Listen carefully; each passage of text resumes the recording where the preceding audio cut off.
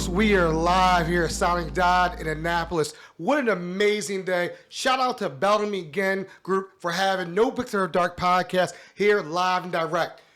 And you know we bring the heavy hitters here, the heavy hitters. First, off the jump, one of my favorite senators, Ms. Senator Jill Carter. How are you doing today? I'm hanging in there. I'm still smiling, but we still have hours and hours to go. We're almost there. How exciting is it? I'm so happy that you had time to sit down with me, NoPixAfterDark podcast. How have you been? So it's been a real rough session, Ups and downs, highs and lows, but we're almost to the end, so pretty good. Good. I mean, there's been so many moving parts. My people want to know, almost straight up, let's go off the top, marijuana. What's going on with that? I mean, is it going to get taxed by the city, the counties, the government? What's going on with the marijuana? And are we going to help out equity and try to give us a little breakdown of what you've seen this session from it? I think the marijuana bill overall is a really strong bill on a myriad of different things, but nothing is perfect, right? Right. So on the equity piece, the part that requires a certain amount of tax profits, tax revenues to go into the jurisdictions that have been most disparately impacted, negatively impacted by prohibition, that's there. So Baltimore City should really get some benefit, assuming the money goes to the right places, we're good. I think that where it fell a little short was the idea of the disparity between those in the legal market and those in the illegal market. And there's really no pathway for anyone in the illegal market to transition into the legal market, which means we're going to have a black market, and we're still probably going to criminalize black and brown people a little bit too much. I think that's an area that we still have to fix. Suggestions were offered, but not yet accepted. Okay. So, from that, what bills would you think that the taxpayers are going to be very excited about that we guys passed? What, that people are really excited to see and hear about, you think? We for the parents that started the session very angry about the 529 system, I think a lot of work has been done to try to bring some equity and reparations to that system. It's now going to be under the office of the state treasurer, and a myriad of other reforms have been put in place. So I hope the parents will get some relief and feel like we did something for them. Let me tell you, I almost called up because my kid got the 529. I was like, wait, that ain't right. But I'm glad that you guys took it upon yourselves. Make sure the Treasury Department takes care of that. Thank you so much. So my parents. So thank you. Hit that. That was a home run right there for all the parents out there. All the parents and all the students, all the children. We did so many things. I'm on the Judicial Proceedings Committee. We did all the civil and criminal stuff. Okay. We did a whole lot of stuff on guns. Some of it okay, some of it good, some of it we'll see. I'll just tell you, a lot of times when legislative bodies deal with these firearms issues, it's really a complex issue, and some of it requires cooperation and collaboration with the feds. And so what I found in this process is that Maryland is not doing enough to prohibit or limit traffickers from bringing illegal guns into our state, and we need to do more on that. I agree with you. There's so many things with guns right now that's in the news right now that it's heartbreaking. I mean, just everything going on with the guns. The violence is horrific, but one of the things we do is the top and the bottom, right? We got to stop the influx, and then we have to also teach people, educate people, give them opportunities outside of violence and street violence and, just conflict management and anger management. Conflict resolution, those kinds of things. And I think we're not doing enough, but we are doing, honestly, we have passed a whole lot of gun bills. Good. Some I agree with and some I don't quite agree with. I think you can criminalize and you can enhance penalties, but I think you have to also give people an opportunity to learn how to do something better and different. Otherwise, once they have that criminal conviction, it's over. It really, one thing I always tell people about Baltimore, we've had our issues the last couple of weeks with kids going downtown Baltimore. I know you've probably heard of the news. 2 kids got shot, unfortunately, but a lot of kids don't have a place to go. When I grew up, you couldn't really go to the Harvard. It wasn't a place. We weren't accepted there. Let's be honest. Keep it spade at what it is. Now kids want to go explore, but there's nothing down there right now. I hope we can find more opportunities for children, for jobs and stuff very important, and I think that's something that we all agree on. We had some legislation that would increase opportunities for those community resource officers, not officers, I'm sorry, that's not the right word. You're good. Community schools, they have service workers, and they need more resources resources to do more outreach to communities. Like when we have children that are in trouble, when we have children that aren't going to school, we need better outreach to deal with those children and help them. I love to hear it. What has been your passion project for down here this year? What's been your passion project?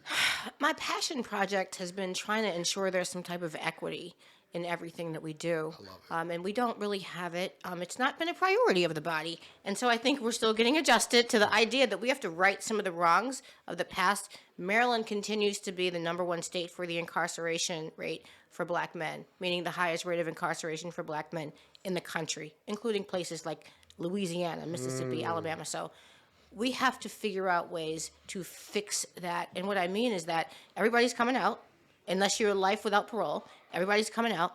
And you're coming out, you have to be able to function in society. And we aren't doing enough to fix that. But we are doing some things. I want to make it clear. Like, we're inching kind of along, but I think we have to go a little faster. Then what would you tell them, leave you with this, what would you tell people about SINE DIE? Like, what would you tell, because people are probably never heard of this, they don't really know anything about this.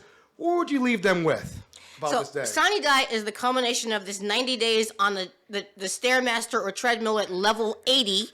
And finally, it's now when you come to this reconciliation that all of the work you did this session is either going to pass or it's going to die. And, you know, a lot of us are going to be like crying in our milk, like better luck next time, come back next year. And then some of us are going to be singing for joy. People that are going to be singing for joy, Attorney General Anthony Brown got a number of bills that he wanted, including the ability for his office to do civil rights cases, civil rights violations cases, and that never had that before. His office also got the ability to investigate all police homicide killing, all police killings. Anyone that dies in related to a police incident or at the hands of police, his office will now investigate instead of the local prosecutors. Big wins for Anthony Brown and hopefully for the people. I love it.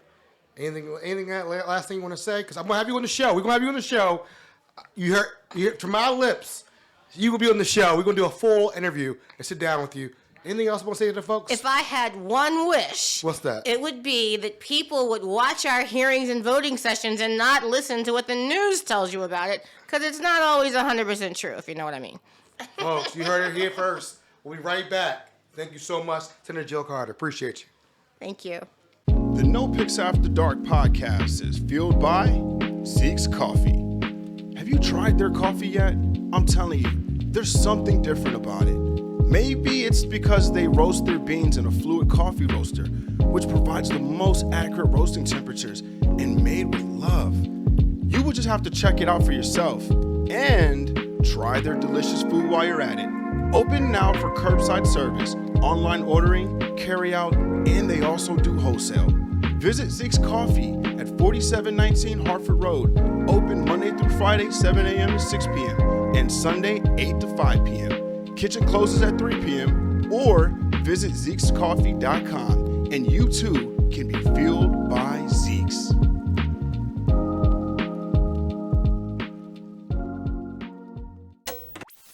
All right, folks, we are live here at SINE DIE. Oh, my goodness. We have celebrities always coming through. Bellamy Genn, thank you guys for having us here. We have the Attorney General, Anthony Brown. How are you, sir? Hey, I'm doing great. It's SINE DIE. The weather's nice, and my team and I were getting our stuff done here in Annapolis. Big things for the people of Maryland. I love it. How are you settling in? You've been a couple months. How's it feel? Well, a finer point on it, it's 99 days today, right? Wow. I've been on the job, right? So I got in January 3rd, 8 days later. General Assembly, we had an ambitious agenda. I told the members of the General Assembly I need more money. I need more authorities to protect the people of Maryland.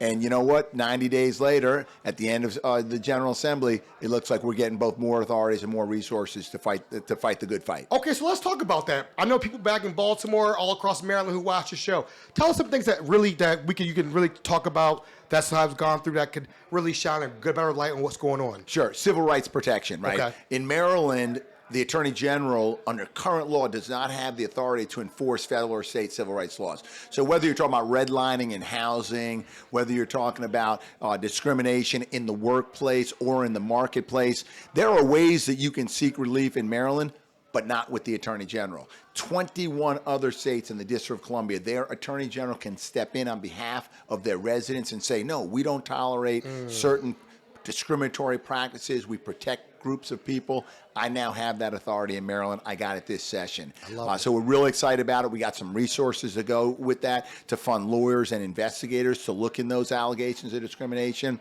And the other big thing that we got, and I want to thank Chairman Will Smith on judicial proceedings, we had 2 years ago the authority to investigate police-involved deaths. Yes. Now we have the authority, the sole authority, to make the decision whether after that investigation the police officer needs to be prosecuted. Now we're not trying to go out and prosecute anybody. Right. But when the facts support and warrant and mandate prosecution, the Office of the Attorney General now is in the position exclusively to make that decision. Will you supersede local jurisdictions and come in? Is that how? Say, for instance, like something happened, like I can't think of a state right now, but something happens in Baltimore City, shooting happens.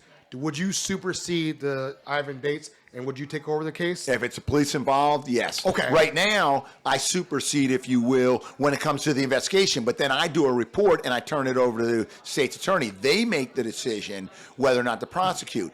We believe that if you want greater transparency, greater independence, greater impartiality, the Office of the Attorney General should be making that decision like they do in 13 other states. It's considered a best practice. When President Obama did his 20th century, his task force on 20th century policing, it was one of the recommendations that came out. We now got that authority. I love to hear it. Now, I got another big one. We're going to talk about marijuana, okay? We know it's legalized. What about all the black and brown people who have been arrested, who had a little possession on them? Are we going to come back and protect those laws and say, hey, like, are we going to expunge it or do something with those records? I mean, I'm just throwing it out there. I don't know if that was passed or has that been talked about? And for me, the three important things in terms of when we go to adult recreational use of marijuana, right? Okay, it's lawful, that's great, but what do we also need to do? We need to correct past injustice. So expungements has to be a part of it. Okay. I've always been a fan of automatic expungements. We also need to make sure there's equity in licensing because communities, underrepresented, overburdened communities, black and brown communities in this failed war on drugs. Well, now that marijuana is legal, we should be able to benefit from the business side of cannabis sales, cultivation, et cetera. So equity. And then the third piece is what I call, it's the 3 E's, empowerment. We've got to take money from those revenues to the state, and the state's going to charge 9% sales tax on that. It's going to be considerable dollars to the state. Just like we did with gaming, you've got to put some of that money back into communities that have been most impacted by this war on drugs. So that's important to me. A lot of that is in the legislation. They're finalizing it today. So we'll see come tomorrow morning when we wake up what's going to the governor's desk for signature. I love hearing that. Final words. I know you're busy. You got a lot of people out there waiting for you. What do you want people to take away from just this whole 90 days and your 99 days? Like, what has he achieved? Or whatever. What do you want to say? Well, really what I want to say is, because I talked about some of the accomplishments, civil rights, police accountability. What I want to say is that right now in Annapolis, we've got sort of like fidelity and alignment among leadership. You got a Democratic governor in Westmore. Okay, you got, Adrian Jones, first African-American woman speaker, Senate President Ferguson. You got statewide officials, Anthony Brown, Derek Davis, Brooke Learman, and we're all working together. We're not in conflict and crisis. We don't agree on every bit of the detail, but our goals and our values are aligned. We're making progress for the people of Maryland. Hey, the Attorney General, folks, the top police officer of the state, right here, top. It's a pleasure. Thank you for coming out and hanging out. I would love to do a longer version interview with you later on. Maybe you can do it at Mako. Are you going to Mako this year? I'm going to be at Mako. I'm going to be at MML. Any good conference that brings me down to Ocean City, I'll be there. How about that? We'll do that down. We'll set it up. I'll get my people, make it happen. Excellent. Sounds good. Thank All you right. so much. Take care. And folks, we are back. What an amazing day at SINE DIE. Annapolis is booming. It's beautiful. It's 70 degrees. I feel like I want to put my polo and shorts and get my flip-flops on, but we can't do that. We have somebody very special here. Mr. Senator, Mr. Jeffs. How you doing, Mr. Jeff? Thank you, Aaron. Thank you for having me. I'm doing very well. Good. How is SINE DIE going? How's things going? So SINE DIE is a strange tradition because lots of important bills are in the balance, including one of mine. But it's always a joyous occasion. Hopefully we can do right by the people of Maryland today. What's the bill you brought up? What bill are we talking about? I like how you led that into it. So Senate Bill 1 is the Gun Safety Act of 2023. And along with a couple other bills that we have already passed, is probably the most consequential gun violence prevention legislation in at least 10 years. So Maryland acted boldly after Sandy Hook. in 2013, it's time to act boldly again this year to stop gun violence in Maryland. You know, I lost hope for America. I just want you to know after Sandy Hook, because I said, we can't help these kids. When are we ever going to do this?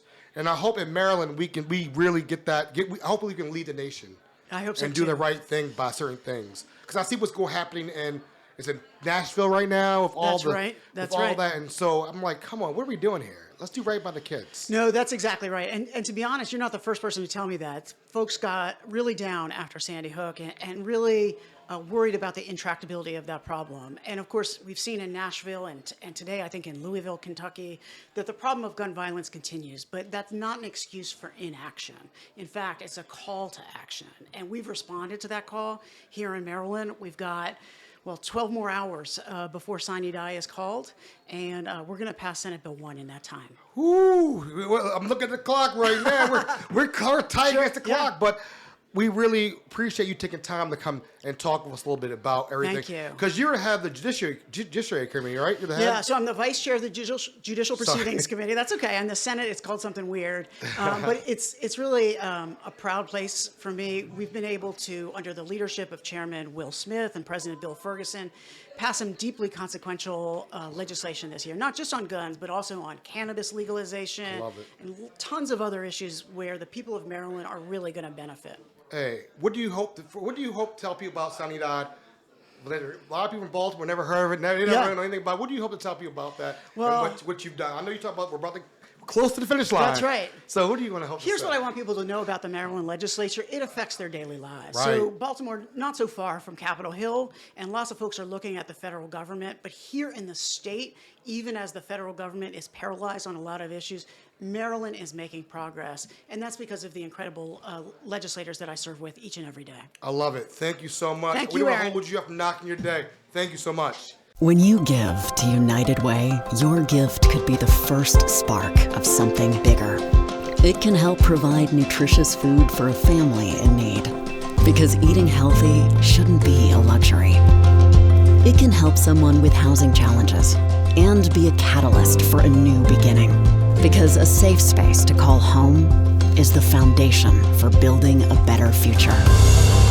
Give today. Spark something bigger.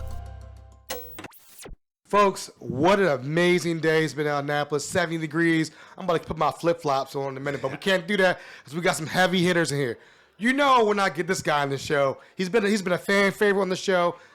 My Senator Cory McRae, how are you doing, sir? My guy, always good to see you, man. Always good. It's great to see you, man. Right here in the heart of the Capitol. I'm down here. This is my first time down legislation.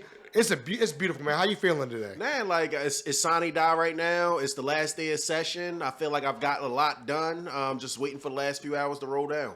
So what can you tell the people back home, all across the state, what has happened in Baltimore that affect us here that you guys done back in Annapolis? So when I think about our district, one of the things that I think about, let's talk about from an operating standpoint. So we did the operating budget. It got approved. But inside the operating budget, you have a historical gym that's Mac Lewis Gym. So we got them $200,000 inside of that operating budget. Why was that important? Because somebody had purchased Church Square and they were scared that they would be put out of that specific space. And it's been historical. It's been in East Baltimore as long as I know. But when it came, I talked to the Senate President. I talked to Senator Gazone, Chairman Gazone, and they said, look, we got you. Then I think about, I got 4 kids. One of them was in middle school. She played AAU basketball, but she also played for Hamilton. And one of the things that I realized was that there's a gap in reference to middle school sports. So if you're young, you go to Coppermine, you go to the Y. If you're older, you pretty much do have real good, thorough sports in your high school. Right. But the middle school, how are we prepared now? So we got $200,000 to be appropriated to Rex and Parks in the budget this year to make sure that we can beef up middle school basketball in the city of Baltimore, which is really, really major. I'm always going to take care of the Great Blacks and Wax Museum. They were in the budget for $1 million. I looked at the Johnson Square. The principal reached out in reference to just building a playground for our young people. Said, let's get it done. From that standpoint, this is a pretty cool one. So right there at Reach High School, right there on Hartford and 25th, they just built a new school. But folks have been jumping up and down about the stadium that was supposed to be built. And one of the things happens is I get a call. It's in the month of January, and they say, "Hey, we don't have the money for the lights and the facilities to be able to change in." I said, "No problem. 1.25 million for the lighting, for the facilities. We're going to come back next year and do something even major." The only caveat that I had was the first black state senator in East Baltimore was a gentleman by the name of Senator Robert L. Dalton. Okay. He just passed away in December. So as long as they name that stadium after him, they get that money for the lighting and the facility. That shouldn't be too hard. It shouldn't be too hard at all. You've been busy. Yeah, man. I You've had been fun. busy. I had fun. It's just like you said. We had fun. You had fun. You've been fun. busy. That's So, right. I love hearing about all these amazing things you've accomplished. You know, I know marijuana was a big thing for this year. You know, I guess I heard 9% state tax. Yep. Will the cities be able to tax also, or just going to be one? The city's not going to be able to tax. And when we think about recreational marijuana, and one of my concerns was, I just didn't want them concentrated within our neighborhood. Okay. So I don't mind having recreational marijuana. The challenge is you don't want them every other store like we had with liquor stores. Oh, so no. if you look at from North Avenue to McElderry Street, and then from Luzerne over to Central Avenue, I got 23 liquor stores in a 1 mile radius. That's crazy. That's not the way it's supposed to be. How do you have the bookstore, the coffee shop, and things of that nature? So what they did in the bill to be able to accommodate the concern was making sure that they can't be in a certain footage of each other. Good. So once one operates there, because currently we only have 2 in the district. I just don't want to have 200 in the district. And you also can't put them next to churches.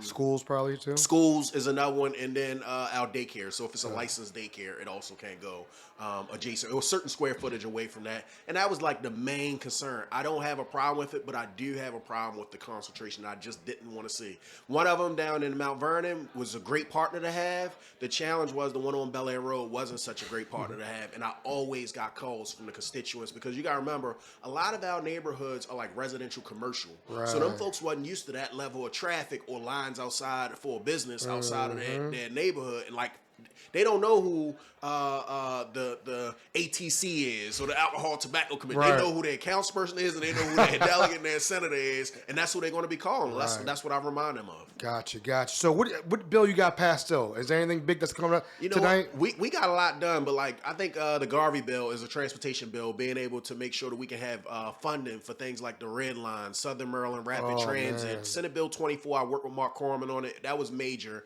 being able to leverage the federal dollars to be able to get good transportation. And inside of it, you'll see that there's a commission that's inside the bill to be able to look at how do we fund transportation going forward. You gotta remember, folks are not driving cars all the time that take gasoline. You see that the electrical vehicle is moving in that direction, and we have to think about what does transportation funding look like going forward. It's going to look a lot different. It's going to look a lot different 20 years from now. I agree with you. Well, Yeah. I know you're busy, sir. Nah, man, I just appreciate being able to sit down, chop it up with my guy. I love it. I was calling everybody like I gotta get the senator. I called the staff. I called the team. I called everybody. I was like, I put a sign like Batman and when I came in Annapolis. Is he here? Is he here? I saw the AG, so I saw my AG. I saw my vice chair of JPR, man. So it looked like they just rolling in here right now. That's what we're doing. We're rolling all day, just having fun for a couple hours, and just really taking it in. It's my first time ever down here for this event, for this day, and it's just been amazing. Well, thank you for letting me be a part of it, man. I appreciate you and everything that you do just for our city. Like, it's just major, elevating, amplifying those voices that don't always get heard, man. It's a space for that, and I thank you for creating that space. Well, thank you so much. And again, I want people to see what you guys are doing down here. Yes, sir. Because I always want to sneak peek. What do they do? Well, when we drop this episode, you're going to know what we do. So thank you, folks. Thank you so much, Senator. Yes, sir. Folks, we are back. SINE DIE. What a day. It's so amazing. 70 degrees. And I got somebody from Baltimore in the house. My delegate. Yes. Miss Jackie Addison. How are you? I'm well, thank you. How are you? Good. Welcome to the show. Thanks for hanging out. Tell us about your freshman year. How has it been going? So my freshman year has been great as of now. We still have until 1:30. Okay. 2:30, 3:30 in the morning. But so far, my freshman year has been great. I was nominated as one of the 5 women for the Legislative Black Women's Month. Yep. I was the only freshman. Let's put the flowers out. Let's put the flowers out here. Let's put the flowers out here. Let's do it. Yes, I was the only freshman that was awarded that honor. Also, I was leader for my committee. Right. Yeah, first time nervous as I don't know what, but I did it. I serve on ENT. I really like that that committee. I'm learning a lot about the environment and transportation. You know, in our district, we have a lot of transportation issues in our district. So I'm really learning about all that, those things. But this session has been really great. And so I'm enjoying myself. Well, guess what? You're here. Which bill have you said you contributed to that you pushed through, that you helped push through? So one of the bills that I pushed through actually came from one of our constituents. Okay. It was a black bass bill. He wanted to make that a sporting issue, so I was able to get that pushed through. Another bill was the bill for Roberta's House, House Bill 274. That bill was a retroactive tax bill where the tax, if you have outstanding taxes, you can go back and you can apply for those taxes. So that was good because Roberta's House is right directly where I grew up at on North and Cecil Avenue. In fact, my grandmama lived 3 doors before they made that Roberta's House. So yeah, I'm really excited about those two things. Had another bill, didn't quite get through the House, which was a bill 974, and that bill was for victim relocation. So I'm going to reintroduce that bill next year. Have another bill that I'm planning on. I don't know if I should tell you about Well, don't we look? Yeah, That's exclusive. exclusive. Take it. Okay, that's exclusive for next year. We're gonna talk about that. But yes. SINE DIE, this is your first one. How is it? How you feeling about it? So because I have been on the floor, Yeah. I'm just coming out for half an hour because I wanted to come to the Bellamy Group and make sure that I talk to you. Hey now. So I really haven't kind of like got around to the different SINE DIE parties. So once we get off the floor today, I'll try to make my way throughout, Annapolis to come to some of the events. You are my first. Well, we appreciate you stopping by, hanging out. NoPixAfterDark. We Maryland. We gonna be Maryland. We spin out of Baltimore, but Baltimore Northeast is always the best side. Yes, 45th district. Hey. Yes. Well, thank you so much. I know You're you gotta so get back. welcome. I know they're hitting you up right now. Get back. Thank you so much. You're welcome. Have a good one. Thank you. No Picks After Dark is sponsored by Snug Books, an independent bookstore serving Northeast Baltimore and beyond. In addition to featuring new books for all ages, the store also carries cards, stationery, gifts, games, and more. Visit snugbooks.com to shop online, learn more about the store, read our latest newsletter, and find a calendar of events, or come browse the store in person. Snug Books is located at 4717 Harford Road, next to Zeke's Coffee in Hamilton, Laurelville.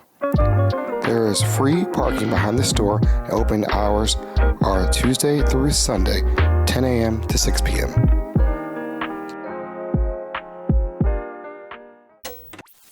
SINE DIE. What a day. What a day. This is an amazing day. We have all these rock star guests here. I'm so happy to have Ms. Vicki Schultz. She's the head CEO of the Maryland Legal Aid, correct? That's right. All right. How you doing today? I'm doing great. I'm doing really well. How many SINE DIEs have you done? How many have you done?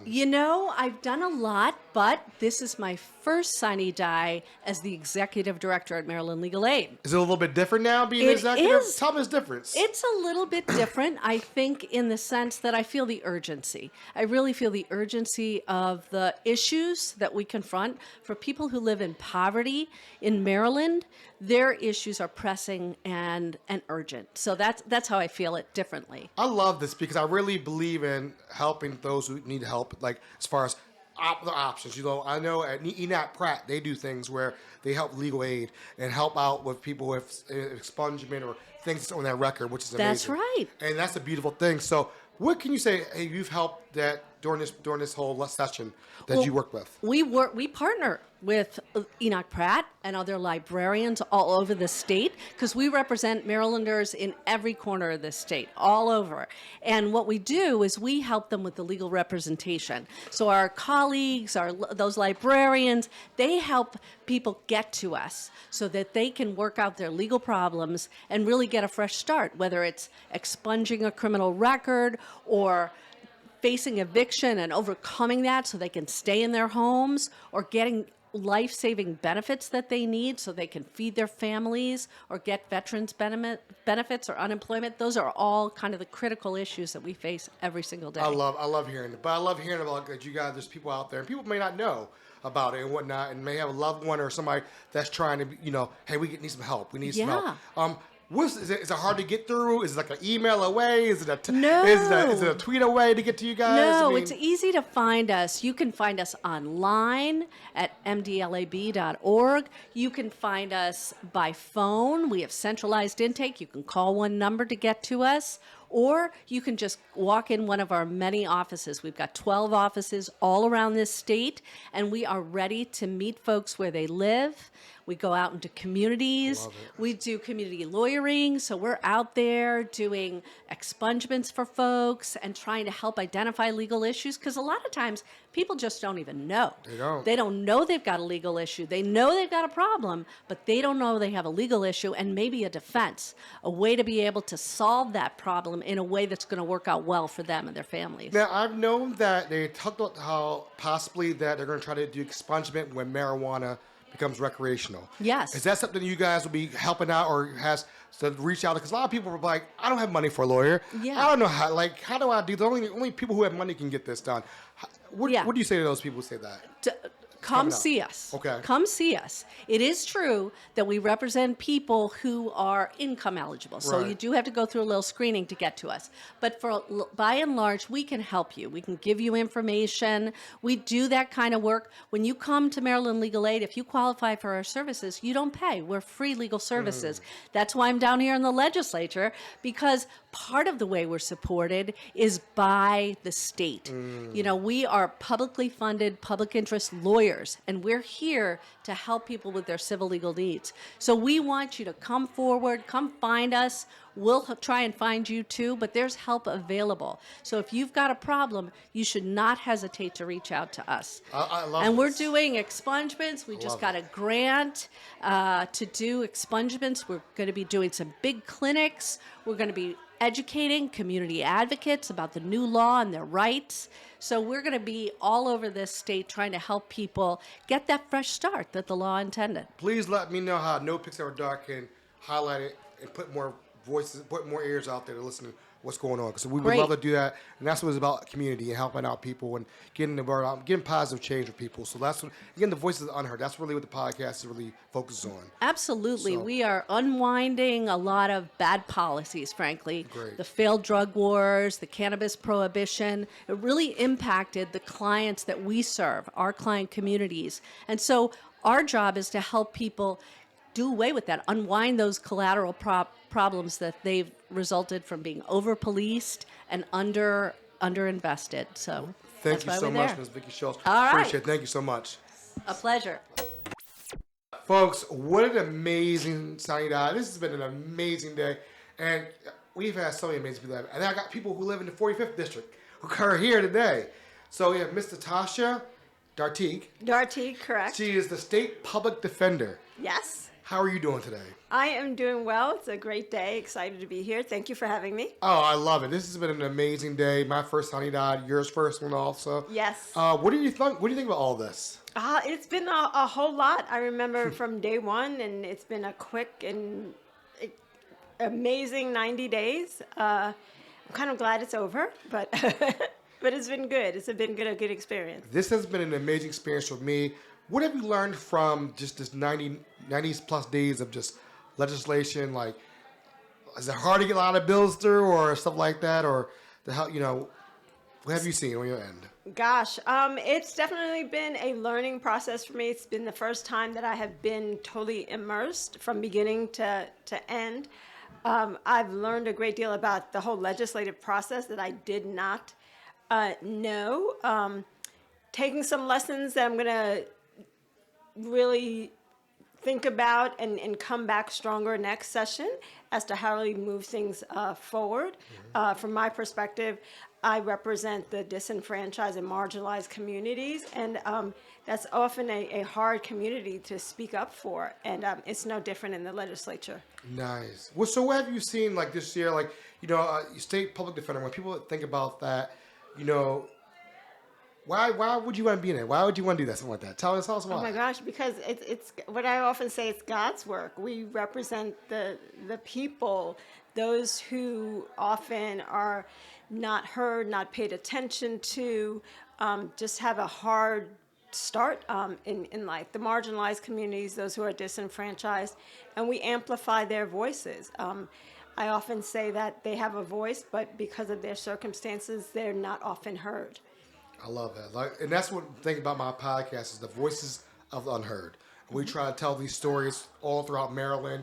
Baltimore's been a focus, but I've been spreading out all throughout Maryland, telling a lot of people stories, the voice of the unheard. And I love that you said that. That really is a theme with me. So what do you people say, where are you based out of? Are you based out of Annapolis? Are you based out of anywhere else in the state? Or where you located mostly? So my office is in Baltimore City. Our administrative offices are in Baltimore City, but the public defender's office represents everyone throughout all 24 jurisdictions in the state of Maryland, and we have approximately 52 offices throughout the state. Wow. So are you traveling a lot, going to different? So yeah, I'm responsible for the entire state. So outside of the 90 days, I am traveling the state a great deal. It was kind of made my home base between Baltimore and Annapolis these past 90 days. Probably going to give myself a 2-week break, and then I'll be hitting the road again. Nice. How can people get a hold of the public defender's office and if they need help or anything like that? So essentially, if you are in need of our services, you can go to any district court commissioner's office in any of the jurisdictions and essentially do step 1 of the application. The commissioner's office will determine whether or not you make the income threshold, and then step 2 is to go to one of our district offices in the jurisdiction where the case arises. It sounds like a lot of steps, though. A lot of people don't have patience now. It's a lot of steps, but I get what you're saying, though. Yeah. I definitely get what you're saying, because there's a lot of people who don't have the means to defend themselves, and it can be something simple, whereas they didn't have a lawyer there helping them out.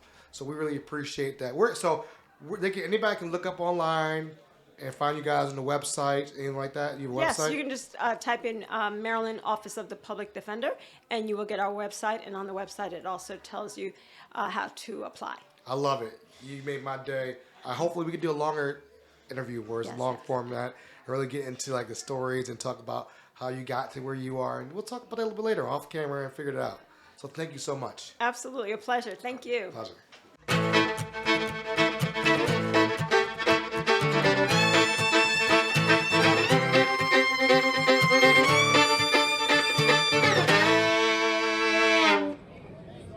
Get a sip of the rye. We're finishing up an amazing day. Let me put this Deer Park because they're not sponsors. But amazing day down in SINE Die.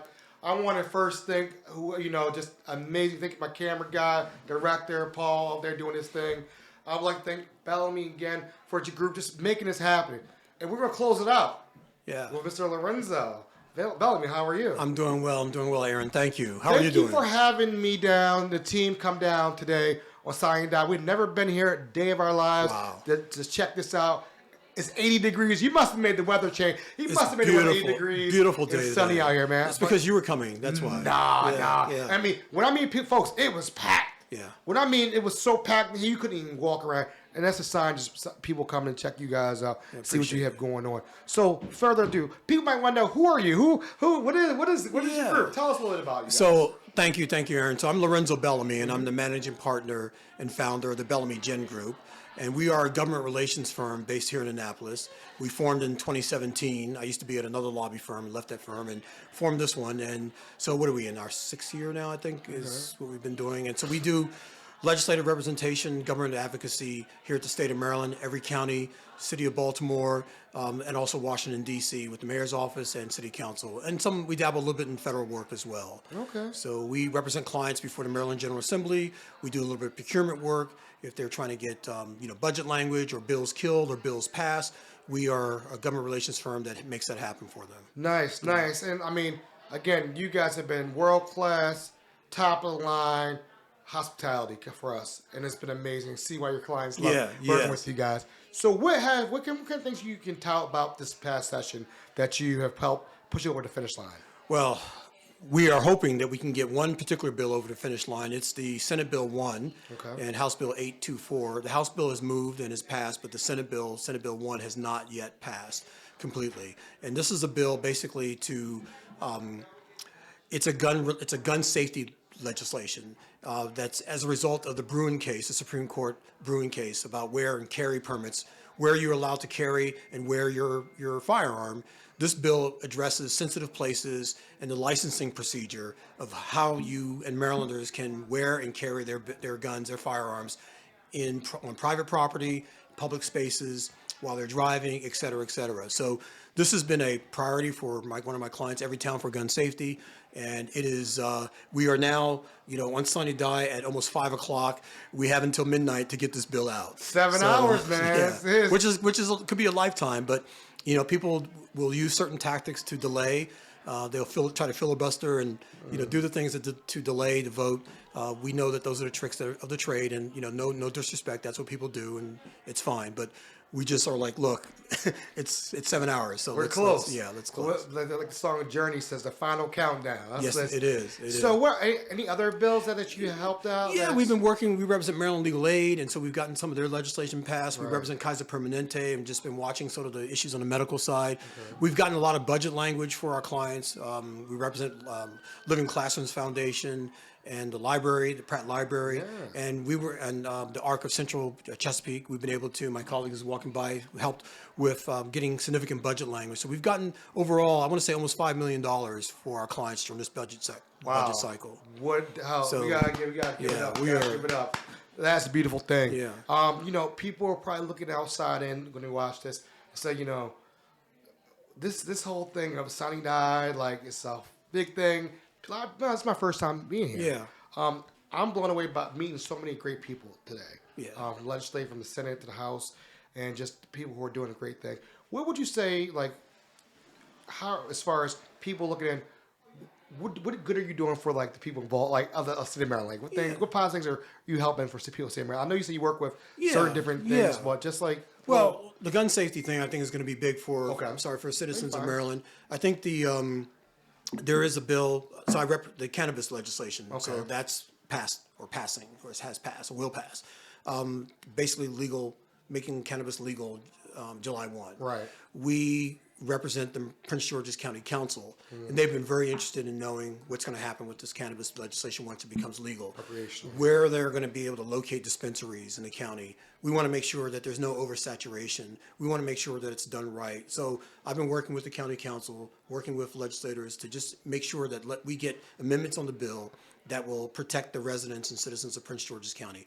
Those who are against the legislation for whatever reason, and those who are for it, we want to make sure that it's fair and equitable, and that it doesn't saturate the market where you have cannabis dispensaries located next to facilities which may not be as welcoming to cannabis. Right. And so my job was to try to get amendments in and get policies developed in that bill that would benefit the county government, but also not detrimentally impact a disproportionately impacted community like Prince George's County. I love it. I know we had Senator Cory McRae on earlier. Oh, yes. He talked about how they didn't want cannabis placed in Baltimore City next to churches, correct, schools, and daycares. Correct. And that was really, I thought that was really great. And he also said, we don't want them next, like a liquor store in each corner. We don't want them like that. No, and that's so cities like Baltimore, Prince George's County, and their municipalities, you can drive in certain parts of Prince George's County, Baltimore City, and you see oversaturation of liquor stores. Yes. And that's not what Prince George's County wants. And as Senator McRae said, that's not what Baltimore City wants. Correct. So the bill says that you can't be within 1,000 feet of another dispensary. So 1,000 feet, I think, is acceptable, respectable. Yeah, definitely. What do you want to say on closing this out? Because this has been an amazing day. What do you want to say? Well, I'm just glad of one. Thank you for being here and for doing this with us, and just the turnout. I want to thank every legislator that we've worked with this session. It's been a challenging session. We look forward to the interim and engaging with them during the interim, and also coming up, with new legislation and new ideas for next session as well. So it's just been to be able to engage with new legislators face to face, given what happened with COVID, where we weren't able to do it as much. This has been a blessing to be able to engage face to face, one on one. This is the bread and butter for our job, to be able to engage with people one on one. Zoom is fine, email and text is fine, but to be able to sit across the table from someone like you, to be able to engage and talk, that's been a blessing for us and our firm, and so we hope we can continue that. Well, thank you so much for having us. Thank you for having us as guests. I feel like family. I'm here for today. Always welcome. We Always appreciate welcome. it. And folks, again, we're signing off with SINE Die. What a great day. I always tell people, if you're a young person who wants to learn about politics, come down here and check it out when it's in session. Come to opening day, learn a little bit more. I've learned so much in this past year about politics, legislation, and things of that nature. Well, thank you guys. Love, peace,